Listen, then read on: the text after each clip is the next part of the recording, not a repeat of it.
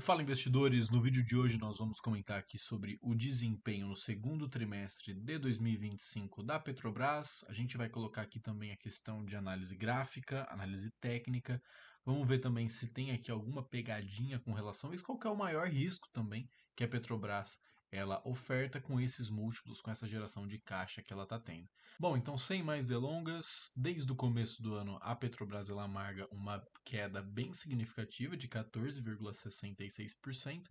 É uma queda muito grande, levando em consideração que todo o índice Bovespa ele está subindo. Então, bancos estão subindo, a maioria deles, né, tirando o Banco do Brasil, bancos estão subindo, commodities estão subindo em determinada demanda, algumas ações de varejo também e a Petrobras e a Vale elas estão lateralizando. Outro ponto aqui também, essa matéria da Suno, eles destacam que a Petrobras pode surpreender os investidores com os dividendos mais altos em 2026,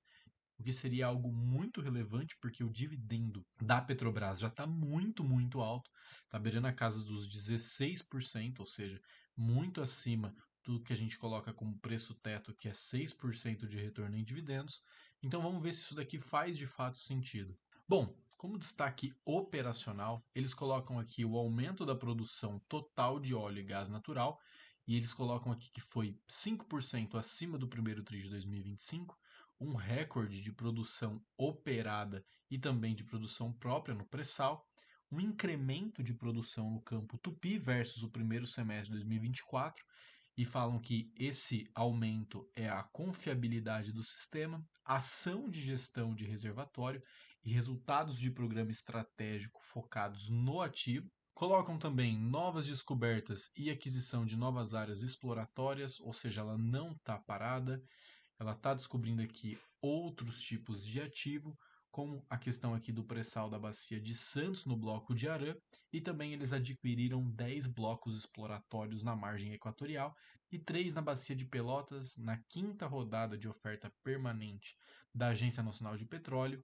Outro ponto interessante e relevante aqui são os licenciamentos para o PN de 2025 até 2029, que eles colocam aqui que tiveram licenças bem relevantes para esse plano de negócios deles, com base nesses ativos aqui, nessas licenças. Com relação à produção, foi uma produção muito expressiva de óleo e de gás, que compensou o cenário de queda do Brent, queda do petróleo, porque o preço do barril de petróleo caiu 10%, se formos comparar o primeiro TRI de 25 com o segundo TRI de 25, saindo de 75,7 para 67,8, porém a produção comercial foi bem interessante aqui, com um acréscimo de 5% e 15% nessas frentes de gás comercial e óleo, e também na produção total operada teve um salto de 5% TRI versus TRI para uma empresa do tamanho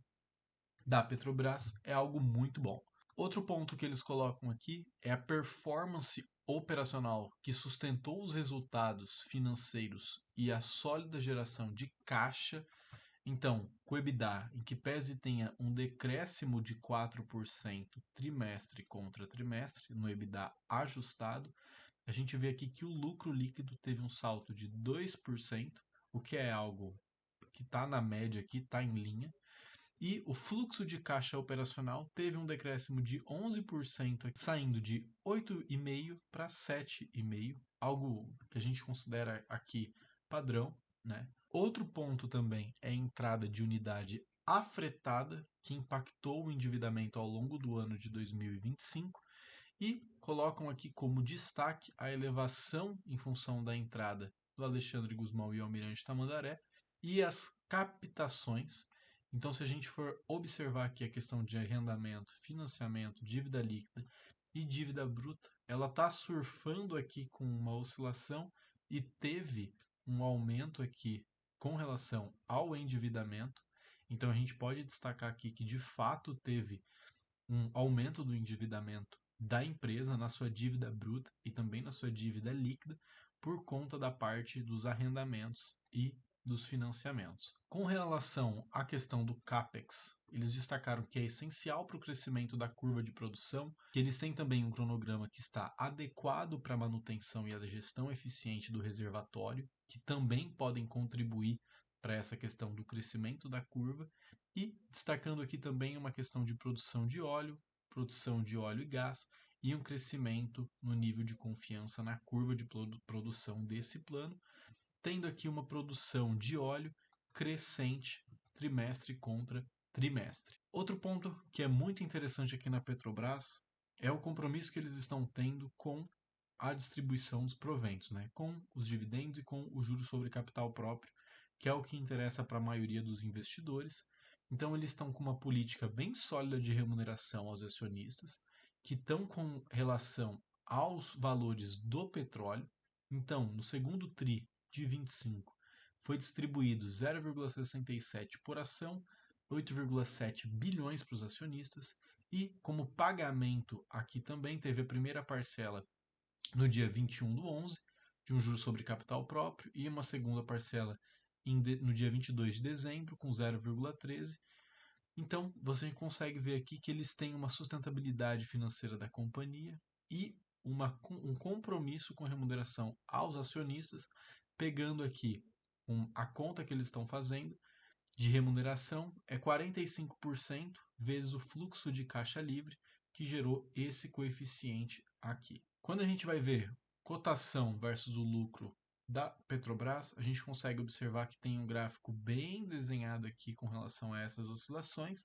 e nesse ponto aqui de 2020 teve uma distorção com relação a isso, tendo a cotação subido e o lucro caído, depois inevitável essa queda, porém ela já veio seguido de um lucro crescente, e agora ela está amargando uma queda bem significativa aqui também, se a gente for comparar com os anos anteriores, e é por isso que a Petrobras ela tem uma queda aqui, porém a gente consegue ver que talvez seja um momento de oportunidade, né? Já que a empresa está com as cotações caindo, talvez seja uma hora bem interessante de você informar o seu aporte, lembrando que nada nesse vídeo é recomendação de compra ou de venda de nenhum dos ativos mencionados. Bom, nem tudo são flores, a gente consegue ver que a Petrobras é uma empresa muito cíclica com relação à distribuição dos proventos, então às vezes ela não paga praticamente nada, passa anos sem pagar proventos, às vezes não paga, zera toda a parte de distribuição e depois vem um boom muito grande. E aqui no ano de 2022, praticamente ela remunera toda essa cadeia em apenas um ano, chegou a quase 70% de dividend yield, o que é algo muito expressivo.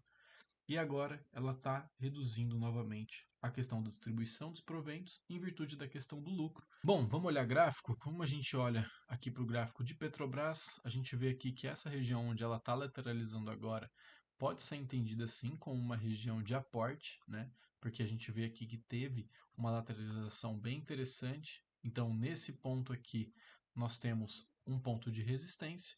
e região de suporte bem traçada aqui nesse meio, porque já foi alvo de suporte aqui, já foi máxima, virou mínima. Então, esse daqui talvez seja um ponto bem interessante de aporte,